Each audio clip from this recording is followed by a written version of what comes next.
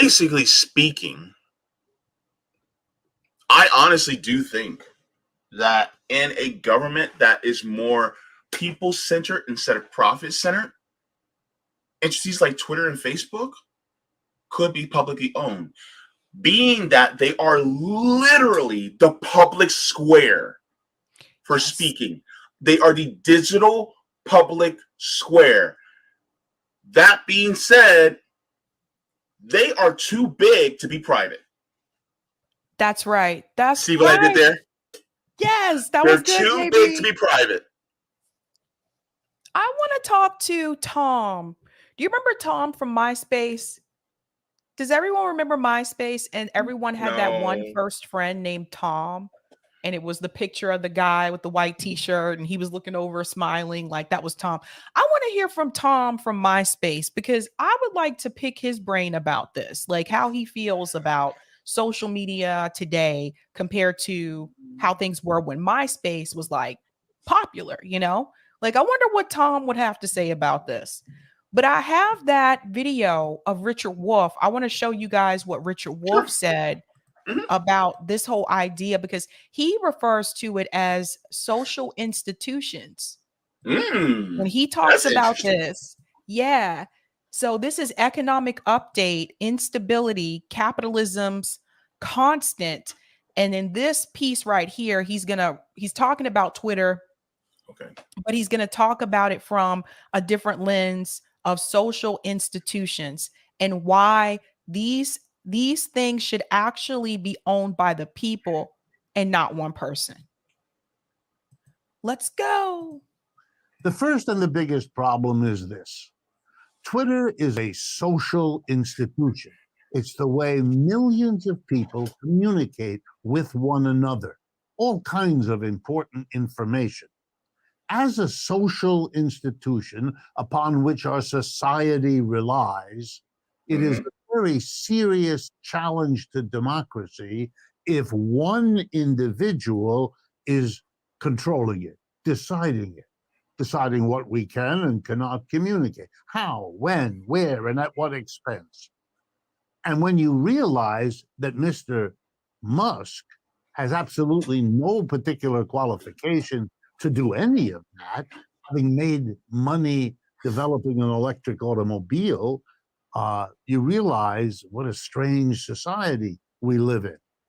But in case you haven't thought about it, let me remind you lots of inventions over time made by particular individuals came to be understood as social institutions and therefore taken over by society and run by governments or other kinds of social arrangements, but not left in the hands of private entrepreneurs. Schools. Here's one. Schools were started, if you go back far enough, by individual private institutions. But we now have a basically public, free education system, at least through high school. Hospitals were once private institutions driven by the profit of those who ran them, but many, many are now public. Roads, bridges, harbors, trains, soldiers, police, garbage collection, postal systems. You get the picture? Twitter is one of those, and it ought to be run by people collectively in communities and subject to governmental and community control. I want to get your take about that, JB. What'd you think about that? Because I don't think a lot of people realize that once upon a time, those schools and hospitals were Mm, also mm, privatized. mm. Sabs with two B's, one Y, and now where you think. Look, he hit the nail on the head. See, this is why I love Dr. Wolff. Because here's the thing. When it becomes too big to be private, then it has to be publicly owned. There you go. It's not our fault you didn't decide to break it up. It's not our fault you didn't decide to break it into pieces and then have it in different entities. Now it's gotten too big and too many people are in it. So now it's everybody's. You decided to take all of our data and try to sell it to the highest bidder, and now guess what? You sold everybody's data. So guess what? It belongs to everybody. That's right. So That's guess right. what? And that one single person should not own that much. By the way, that is too much power for one person to hold. Yeah. Too much. That's why Jack Dorsey pieced out, because Jack Dorsey even said, like, he said, look, Twitter got too big too fast. So Jack was like, anybody want to buy Twitter? I'm out. He already made his money. Yeah. You know, why sit there and deal with the headache of it? Yeah. Anymore. You don't have to. Yeah. And how many Twitter users are? Shit, I forgot to look that up. How many Twitter users are there? Let me see. How many Twitter? Let me see. Like deuces. Yeah. Twitter has approximately 450 million monthly active users. See? Twitter literally has more users than there are citizens in the United States. And let's not start with Facebook. Oh my God. I say the same thing about Facebook. Let me see. Facebook.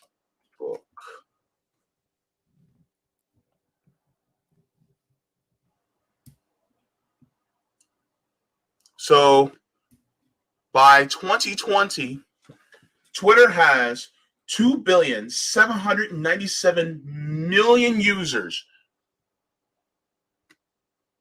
Twitter has roughly a little over half of the population of China. Wait, no.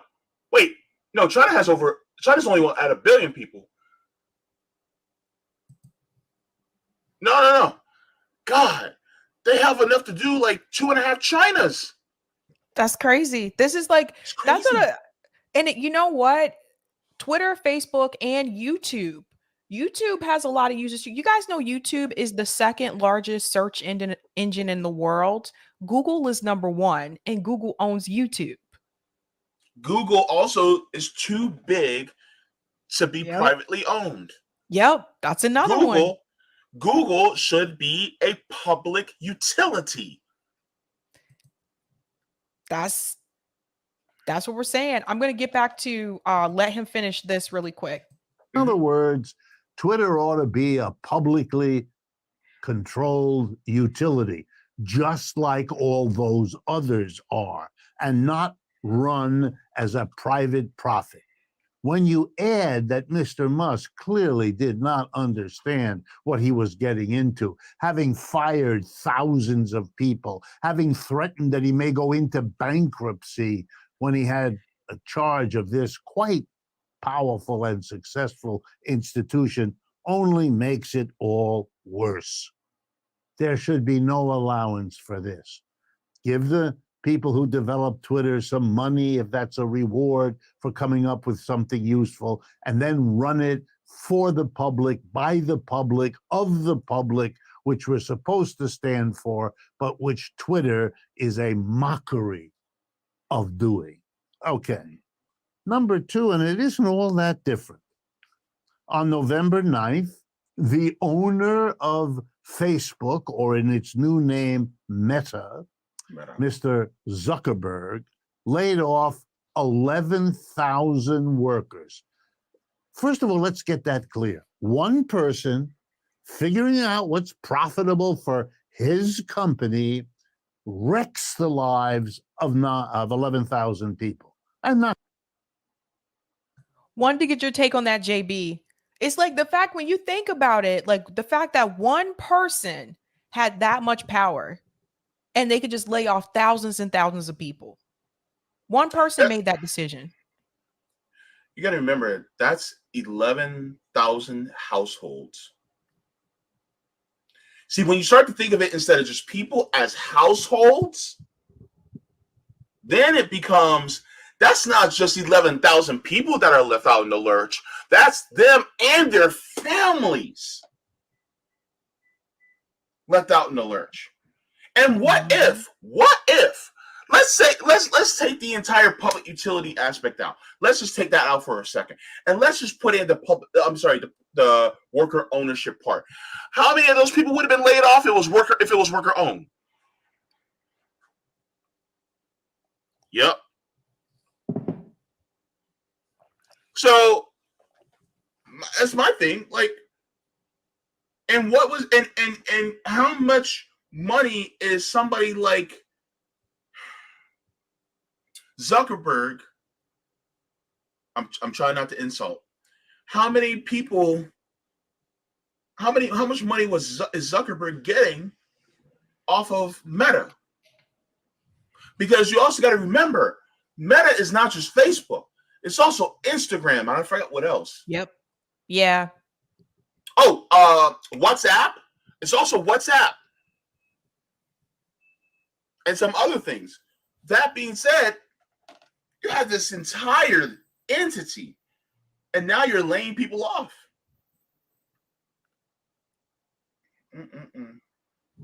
Yeah. So it's like you have to have, and the point we want to drive home to people today is that without us, these platforms do not exist. Yeah. They wouldn't have advertisers if it wasn't for us. If we didn't have accounts on these sites, they would not exist. Period.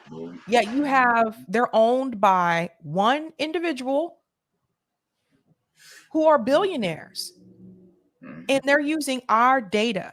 So they were able to get rich off of our information. And we got nothing. You got nothing. And so, yeah. Let me go back into the clip here. Not just the 11,000 who lose their jobs, but let's go through it. Their spouses, their children, the communities that depended upon them. What happens to all those people? What happens to their lives, to their kids in school, all the rest of it? Smash, chaos, no one cares, no one does anything. One man's decision. He's obviously made lots of mistakes in his life. Those are bad enough. This one costs 11,000 people their job, if it's a mistake, which it probably is. Wow. But I want to focus on a particular point. People like Mr. Zuckerberg are constantly telling us that the enormous wealth they accumulate based on the profits earned by their companies is somehow appropriately given to them. And why? Because they took a risk. Let's be very clear here. The capitalists tell us they take a risk, and the profit is the reward to risk. If our capitalist also works in the company he invests in, well, then he gets a salary for that. Work gets you a wage or salary. Risk gets you profit. That's what they want us to believe. But it is, if you allow me, BS. Why? Because the workers take risks too, and no one pays them anything for it. The work. JB. Bars, Sabs. Bars. Just bars right there. That's all I got to say.